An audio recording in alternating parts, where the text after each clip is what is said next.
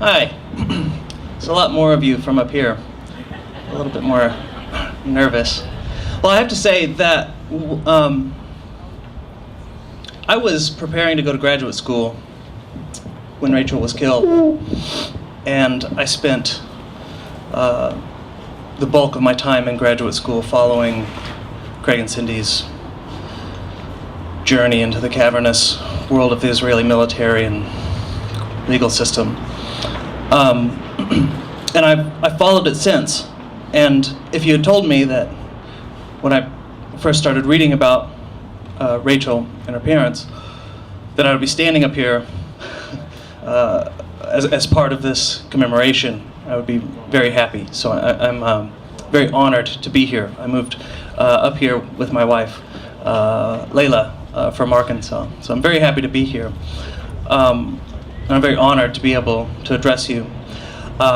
You've heard from some pretty extraordinary people so far, and I don't have a lot that I could add to some of the incredible voices and stories we've heard. I can tell you from my own experiences, my own family's experiences, that there are two very different forms of occupation and violence, just like Alyssa was alluding to. My uncle was sitting down having dinner with his children when an Israeli missile fell on their house and killed them. And that's a form of violence that is extraordinarily scarring.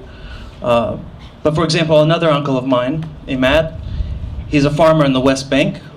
And there's a more insidious form of violence, of occupation, of suppression.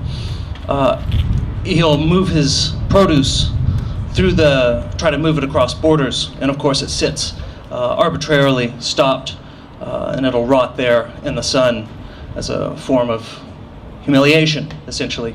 It's a way to exert power, exert control, to show force. And that's the kind, contrasting these various forms of oppression and systematic dehumanization that I feel like is just as important to address as the extraordinary violence that we see going on from conflict to conflict. I would say that anyone who asks you to defend your position, how dare you defend people that would rise up against this valuable ally of the United States, I would only suggest that you ask, well, how long would you live under occupation? How long would you tolerate a life like that?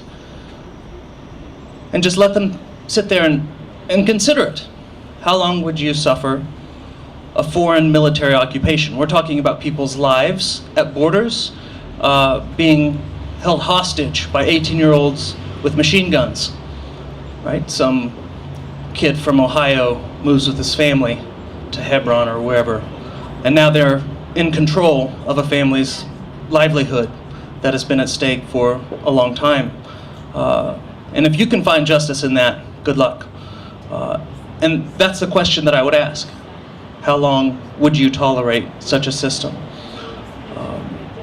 So I appreciate everyone's attention, and I'm really happy to see so many people here.